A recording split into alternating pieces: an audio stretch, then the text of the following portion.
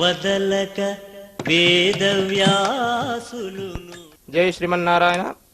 ఈ ఆలయం 1640లో వనపర్తి సంస్థానాధీశ్వరులైనటువంటి శ్రీ రాజా గోపాలరావు గారు నిర్మించారు.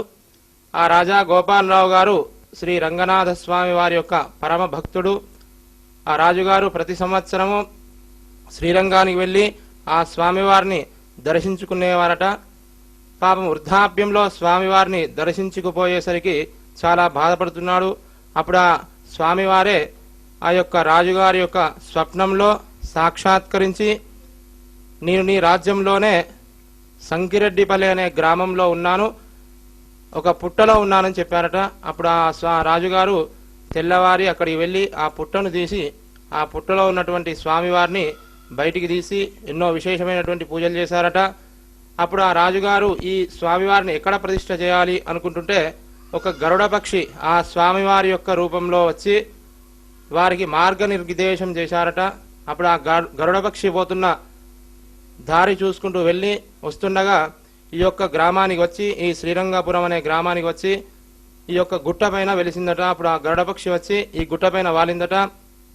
ఆ గరుడపక్షి వాలి అంతర్ధానం కాగానే అప్పుడు ఆ రాజుగారు ఆ స్వామివారిని తీసుకువచ్చి ఇక్కడ ప్రతిష్టాపన చేశారట. చేసి ఎంతో వైభవంగా పూజాది కార్యక్రమాలు చేస్తున్నారు. ఇక్కడ ఈ ఆలయంలో పాంచరాత్రాగమం ప్రకారంగా ఎంతో వైభవంగా ఎంతో విశేషంగా పూజలు జరుగుతాయి.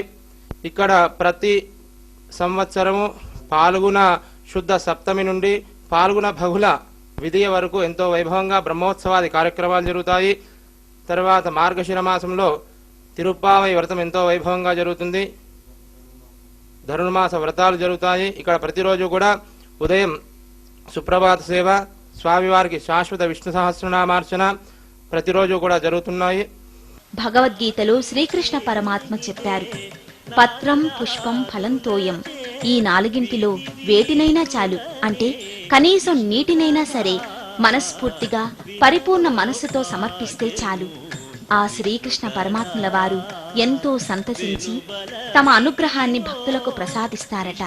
మరి శ్రీ రంగనాథ స్వామికి ఇష్టమైన తులసీ దళంతో అర్చనలు, ఆయనకిష్టమైన పొంగలి, దద్దోజనం, పులిహోర, శనగలు స్వామివారికి నివేదిస్తూ భగవదనుగ్రహం పొందుతారని భక్తి సమాచారం ఆశిస్తోంది.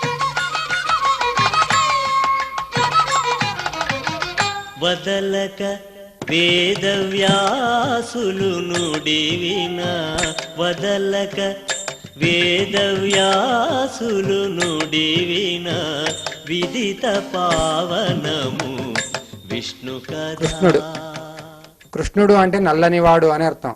అంతేకాకుండా కృష్ణ శబ్దము శాశ్వతమైనటువంటి జగత్తు యొక్క ఈ ప్రపంచానికి మూలాధారమైనటువంటి ఈ ప్రపంచాన్ని నడిపించేటువంటి వాడు కృష్ణుడు. కృష్ణుడు మనకు భగవద్గీతలోని శ్లోకాల్లో చెప్తూ, ఎత్ర యోగీశ్వర కృష్ణో ఎత్ర వార్తో ధనుర్ధరః తత్ర శ్రీ విజయోర్భూతి ధ్రువానీతిర్మతిర్మమ. ఎక్కడ కృష్ణుడు అర్జునుడు ఉంటారో అక్కడ విజయం తథ్యం అని చెప్పినటువంటి వాడు కృష్ణ భగవానుడు. రంగనాథుడు శ్రీకృష్ణుడు ఇద్దరికి చాలా దగ్గరి పోలికలు ఉన్నాయి. పాలకడల్లో శయనించినటువంటి రంగనాథుడే శ్రీకృష్ణ పరమాత్మ.